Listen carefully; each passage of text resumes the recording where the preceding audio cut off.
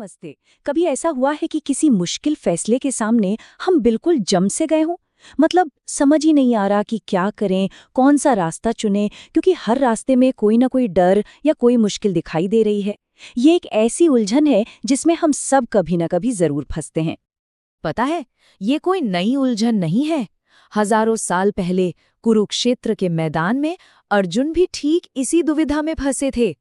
उनकी उस भावना को समझने के लिए भगवद गीता के इस श्लोक को जरा शांति से सुनते हैं। इसका मतलब बहुत सीधा सा है। अर्जुन कह रहे हैं, मुझे समझ नहीं आ रहा कि क्या करना सही है। अगर मैं जीत भी गया तो अपनों को खो दूंगा, और अगर मैं हार गया तो सब कुछ खत्म हो जाएगा। सोचिए, वो दो ऐसे रास्तों के बीच फंस गए थे जहां दोनों ही उन्हें दर्द देने वाले थे। अर्जुन की ये जो दुविधा है, ये सिर्फ एक पुरानी कहानी नहीं है। असल में ये एक ऐसी पहेली है जो आज भी हमारी जिंदगी का आईना बनी हुई है। और यही वो सवाल है ना, जो हमें अंदर से तोड़ देता है। जब हर चुनाव मुश्किल लगे तो सही काम कैसे करें? यही उलझन हमारे स्ट्रेस और हमारी चिंता की सबसे बड़ी जड़ बन जाती है। तो सवाल ये है कि ये युद्ध क्षेत्र आज कहाँ है? ये हमारे अंदर ही है। हमारा मन ही हमारा आधुनिक कुरुक्षेत्र बन गया है, जहां अगर ऐसा हुआ तो, और अगर वैसा हो गया तो, के विचार लगातार आपस में लड़ते रहते हैं। मन की इस हालत को आजकल एक नाम दिया गया है, एनालिसिस पैरालिसिस। ये तब होता है जब हम इतना ज्यादा सोचते हैं, इतना विश्लेषण करते हैं कि आखिर में कुछ कर ही नहीं पाते। और कुछ न करना अक्सर गलत फैसला लेने से भी कई ज्यादा नुकसानदायक साबित होता है। इस एनालिसिस पैरालिसिस को और अच्छे से समझने के लिए चलिए एक आज के ज़माने का उदाहरण देखते हैं। एक ऐसी कहानी जिससे हम में से कई लोग जुड़ाव महसूस कर पाएंगे। जरा सोचिए एक इंसान के बारे में जो अपनी नौकरी से खुश नहीं है। एक तरफ उसकी सेफ जॉब है, सिक्योर सैलरी है, एक जाना पहचाना रास्ता है, लेकिन उसमें कोई खुशी नहीं है, एक अधूरापन है। और दूसरी तरफ है अपना कुछ शुरू करने का जुनून, एक नया वेंचर, लेकिन उसमें जाहिर है बहुत रिस्क है, अनिश्चितता है। अब वो इंसान इन दोनों के बीच फंस कर रह गया है। हर दिन सोचता है पर कोई कदम ही नहीं उठा पाता। तो इस दिमागी लकवे या पैरालिसिस का इलाज क्या है? गीता हमें समस्या से ध्यान हटाकर समाधान की ओर ले जाती है, और वो समाधान है कर्म का मार्ग। गीता के हिसाब से उस कहानी में असली प्रॉब्लम क्या थी? प्रॉब्लम ये थी कि उस इंसान का पूरा ध्यान सिर्फ और सिर्फ नतीजे पर था। अगर मैं फेल हो गया तो क्या मुझे उतनी सफलता मिलेगी?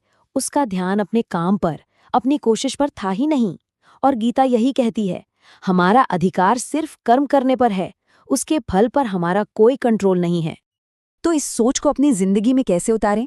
ये 3 कदमों की प्रक्रिया इसे आसान बना देती है। पहला, अपनी उलझन को मान लीजिए, उसे स्वीकार कीजिए। दूसरा, ये पहचानिए कि इस पल में आपका काम क्या है, आपका कर्तव्य क्या है। और तीसरा, जो शायद सबसे मुश्किल है लेकिन सबसे जरूरी भी, खुद को परिणाम के डर से आजाद कर लीजिए। और जिस पल हम अपना ध्यान परिणाम से हटाकर सिर्फ और सिर्फ काम पर लगाते हैं, तो एक जादू होता है। हमारे मन को एक अद्भुत शांति मिलती है। देखिए, ये चार्ट दिखाता है कि जब हम परिणाम का बोझ अपने सिर से उतार देते हैं तो क्या होता है। डर में लगभग 40% की कमी, दबाव 30% कम हो जाता है। और इसके साथ ही हमें चीजें ज्यादा साफ दिखाई देने लगती हैं और एक गहरी आंतरिक शांति महसूस होती है।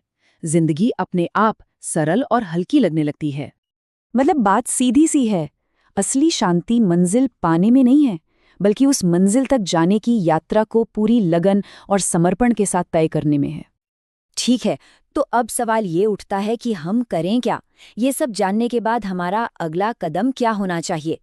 देखिए, ये ज्ञान हमें निष्क्रिय नहीं बल्कि जिम्मेदार बनाता है।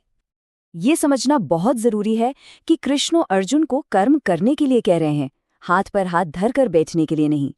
ये दर्शन हमें अपनी जिंदगी की बागडोर खुद अपने हाथों में लेने के लिए प्रेरित करता है। और अपना पहला कदम उठाने के लिए हमें कहीं बाहर देखने की जरूरत नहीं है।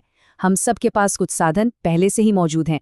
हमारा समय, हमारा हुनर और कुछ भी नया सीखने की हमारी क्षमता। जिम्मेदारी की शुरुआत वहीं से होती है, जब हम उसका इस्तेमाल करना शुरू करते हैं जो हमारे पास पहले से है।